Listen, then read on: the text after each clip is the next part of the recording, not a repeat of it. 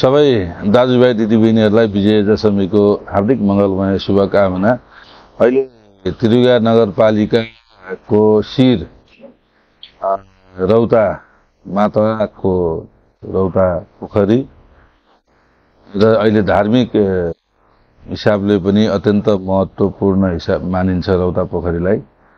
र चिताएका कुराहरू मनोकामनाहरू पूरा हुने उद्देश्यले धेरै भक्तालु श्रद्धालु भक्तालुजनहरू धेरै ठाउँबाट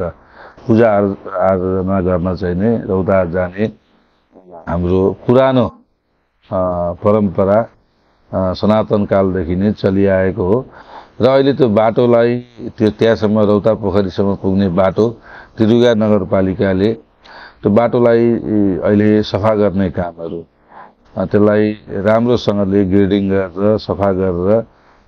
त्यहाँसम्म सहज ढङ्गले चाहिँ पूजा गर्ने मान्छेहरूलाई र अन्य यात्रीहरूलाई पनि सहज पहाडतिरको बाटोहरू पहाडतिर जाने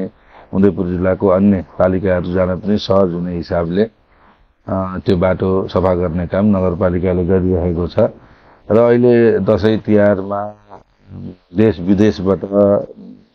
त्रियुगा नगरपालिकामा आउनुहुने नगरवासीहरूलाई पनि यो गर्मीको मौसममा त्यहाँबाट अब पर्यटकीय स्थल पनि हो हाम्रो धार्मिक पर्यटकीय स्थल पनि हो त्यहाँबाट हिमालको दृश्यावलोकन पनि गर्न सकिन्छ र चाहिँ नेचुरल एसीमा बस्ने व्यवस्था होटलहरू पनि त्यहाँ रहेका छन्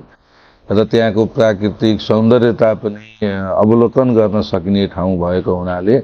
त्यो ठाउँलाई चाहिँ मध्यनजर गर्दै त्रियुगा नगरपालिकाले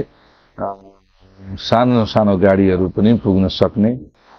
सानसानो कारहरू स्कुटीहरू टेम्पोहरू पनि त्यो सजिलै जान सक्ने हिसाबले बाटोलाई सफाई गर्ने मर्मत गर्ने काम गरेको छ र यो चाँडै नै भोलि पर्सिसम्ममा त्यो काम सम्पन्न हुन्छ यो नगरवासीहरूलाई मैले जानकारी गराएँ। धन्यवाद।